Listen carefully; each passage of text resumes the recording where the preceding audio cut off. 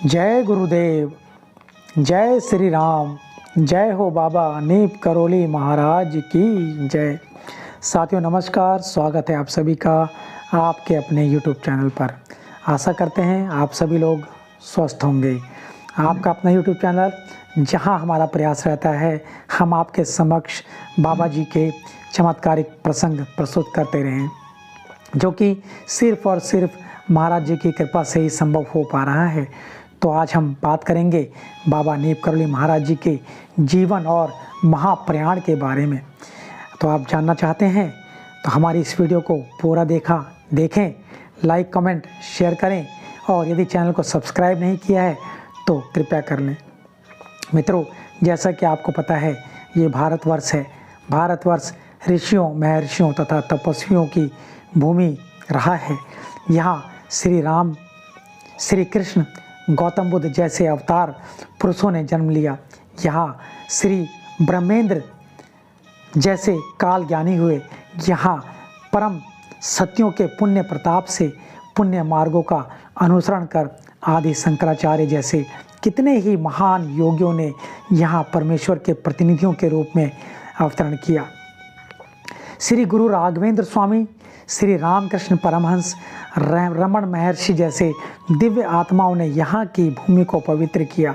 ऐसे ही एक महान विभूति हुए बाबा नीप करोली महाराज जी। इस भौतिक संसार में बाबा कब अवतरित हुए इसके बारे में ठीक कुछ भी नहीं कहा जा सकता। स्वयं बाबा ने भी अपने जन्म के बारे में कभी नहीं बताया। लोगों को सिर्फ इतना ही पता है कि बाबा ने आगरा के ज़िले के अकबरपुर गांव में जन्म लिया। जैसा कि आपको पता है हमारा भारतवर्ष ऋषियों, महर्षियों तथा तपस्वियों की भूमि रहा है। इन तपस्वियों ने अपनी साधना एवं तपस्या से अलौकिक शक्तियाँ अर्जित की हैं। इसी ऋषि परंपरा में एक थे हमारे नीप करोली महाराज जी। जैसा कि हम आपको पहले भी बता चुके हैं, बाबा के पास अद्भुत अलौकिक शक्तियाँ थी। देश विदेश में शिष्यों की लंबी कतारें थी और थी निष्काम भावना। बाबा हर कहीं थे और कहीं भी नहीं थे।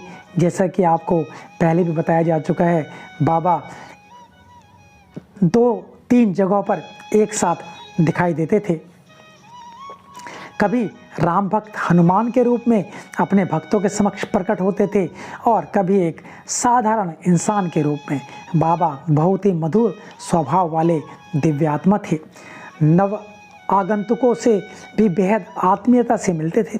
लेकिन जो एक बार बाबा जी का दर्शन कर लेता था वह उनकी दिव्य शक्ति के समक्ष नतमस्तक हुए बिना नहीं रहता। धीरे धीरे बाबा के मुरीदों की संख्या बढ़ती गई और सारे विश्व में उनका विस्तार होता गया। बाबा के भक्तों का अनुमान है कि बाबा 20वीं शताब्दी के कुछ ही वर्षों पूर्व एक संपन्न ब्राह्मण परिवार में अवतरित हुए। इनका नाम रखा गया था लक्ष्मी नारायण शर्मा। जब बाबा बालक थे, यानी कि बाबा का नाम लक्ष्मी नारायण शर्मा 11 वर्ष के भी नहीं हुए थे, तभी घर त्याग दिया और घूमते फिरते पहुंच गए गुजरात। गुजरात में आप किसी वैष्णव संत के आश्रम में रहने लगे, जिन्होंने आपका नाम रखा लक्ष्मण दास। तो देखिए कैसे कैसे बाबा के जो नाम थे हम हमेशा बात करते आए हैं। हांडी वाले बाबा लक्ष्मण दास महाराज जी, तलैया वाले बाबा, कंबल वाले बाबा। तो यहाँ से बाबा जी का नाम लक्ष्मण दास पड़ा। उन्हीं से दीक्षा लेकर बाबा जी ने वैरागी भेष धारण कर लिया। लगभग 7 वर्षों तक गुजरात में रहे। इस दौरान बाबा जी की जटाएं लंबी हो गई थी। बाबा जी मुंज की करधरनी और लंगोट बांधे रहते और एक कमंडल लिए रहते थे।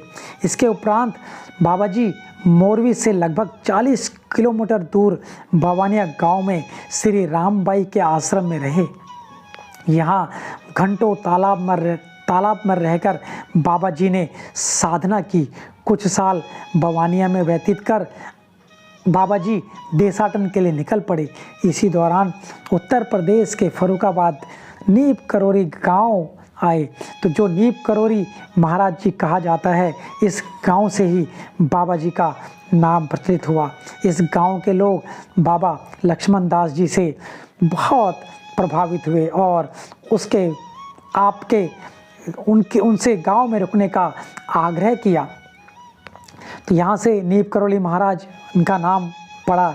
धीरे धीरे बाबा जी ने ग्रामवासियों का आग्रह स्वीकार कर लिया और ग्रामवासियों की इच्छा अनुसार उनके लिए विश्राम के लिए ज़मीन के अंदर एक गुफा का निर्माण किया। ग्रामवासियों ने उनके लिए गुफा का निर्माण भी कर दिया। इसी दौरान बाबा ने इसी गुफा में रहकर अपनी साधना को जारी रखा।